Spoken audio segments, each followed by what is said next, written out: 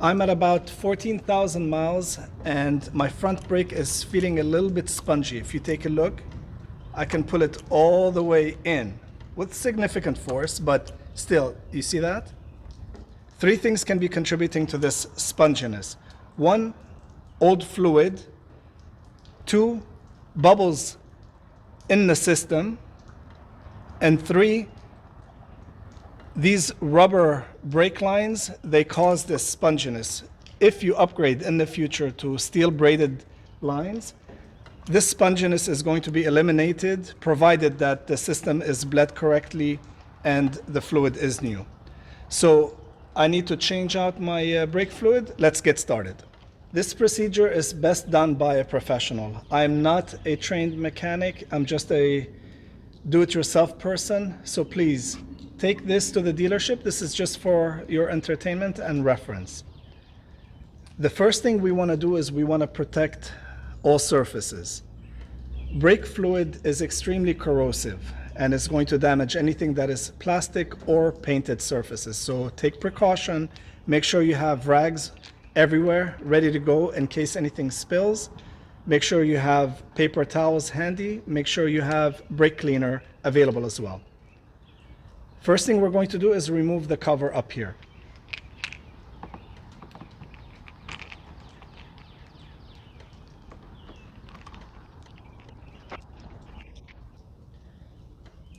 Carefully remove the cover and place it face down on a paper towel. At this time, go around the reservoir on the edges and wipe anything away, any grime, any potential dirt that got picked up over the year. Because when you remove the gasket, see how there are some dirt specks? When you remove the gasket, you don't want any debris to fall into the reservoir and then go into the lines. Secondly, you don't want any debris to be caught under the rubber gasket because that's going to prevent it from sealing completely. So take note, wipe it down cleanly.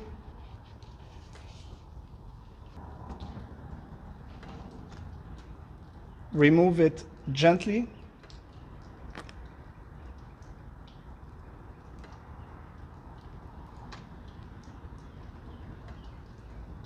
Be careful that it doesn't drip all over the place. Make sure it drips inside the reservoir. Have a paper towel handy and put it face down on the paper towel. At this time, we're going to continue cleaning around.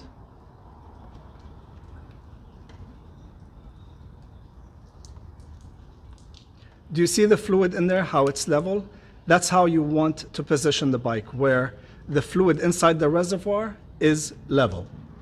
Next thing we need to do is attach vinyl tubing to the bleeder valve. Start by removing the dust cover. Next, we need to place an 8mm wrench in this position. What you want to keep in mind is that you are going to be opening it this way and then tightening back down this way. So this is a good position to be in. Then we need to run the hose. What I like to do is go in an upward position. So I place the zip tie over here and run it through it. And then put it over the bleeder valve.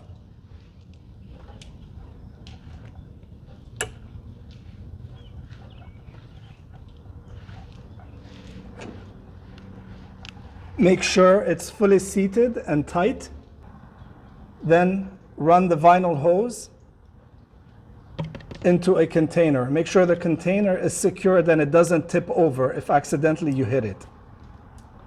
Place the tube inside of it like that. And that way we can see the fluid that is coming out as well as the bubbles and the color. I'm sorry about the portrait angle, but this is the best way to view the whole process. We're going to start off by pumping the brake to create more pressure in the system.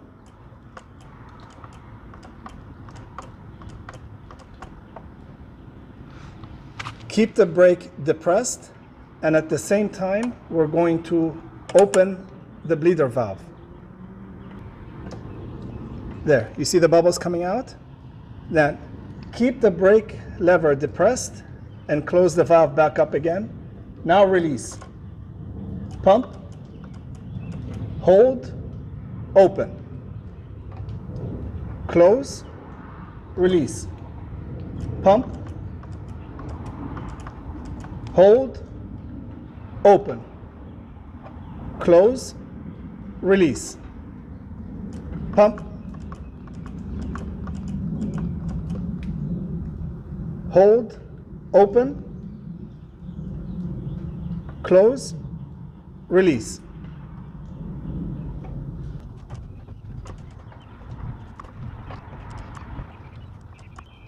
Do you see how the fluid dropped in the reservoir? Now that the level dropped, we need to add new brake fluid. I use the Honda 1.4, but you can use whatever you want.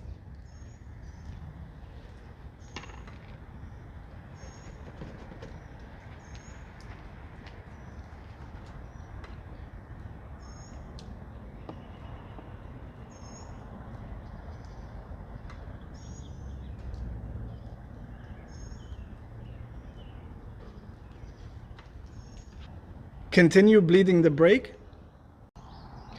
After you've emptied the reservoir at least 3 times, now we need to fill it up to the right level. So we want to be at the top of that window right there. Not more, because then when you put the gasket on, fluid is going to leak.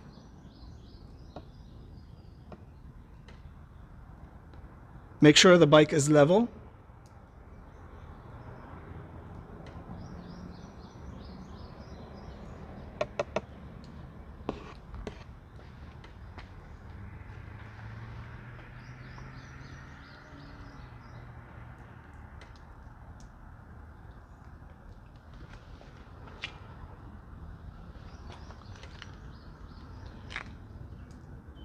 Right there is perfect, not more.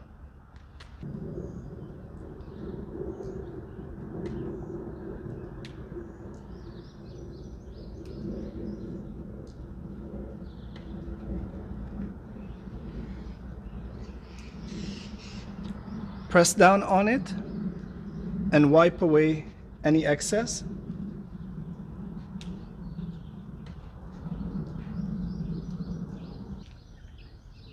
And make sure we clean the inside of the cover.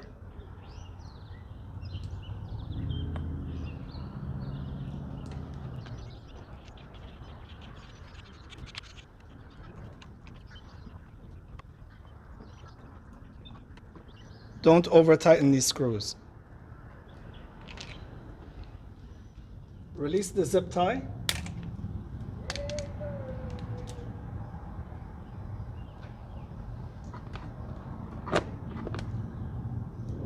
And now what we want to do is release the tube, but make sure you have a rag under it and pull it away slowly. Just like that. We want to make sure this is tight.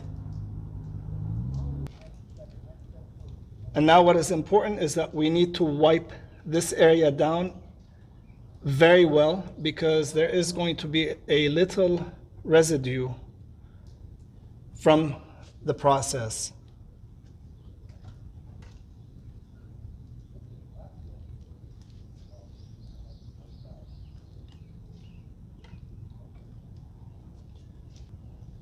With the dust cover off, what you want to do right now is test the brake. So we're going to apply pressure, hold the brake, and observe the nipple right here to see if anything comes out from the actual bleeder valve or around. Release.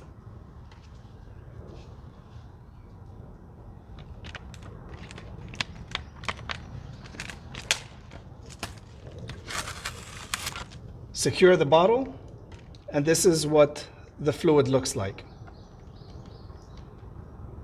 Put the dust cover back on.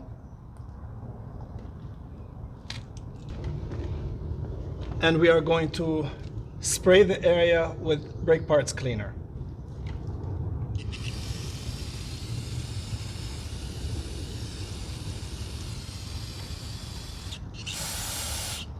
What I like to do for the next few days is I like to pressurize the system by pumping the brake pedal and then going around the bleeder valve and just holding it there with a tissue to see if it absorbs any brake fluid around it. This is a good way to test to see if the system is sealed. Go around the banjo bolts, double check by the reservoir, around the cover of the reservoir, and just periodically check for the next week just to make sure that the system is completely sealed.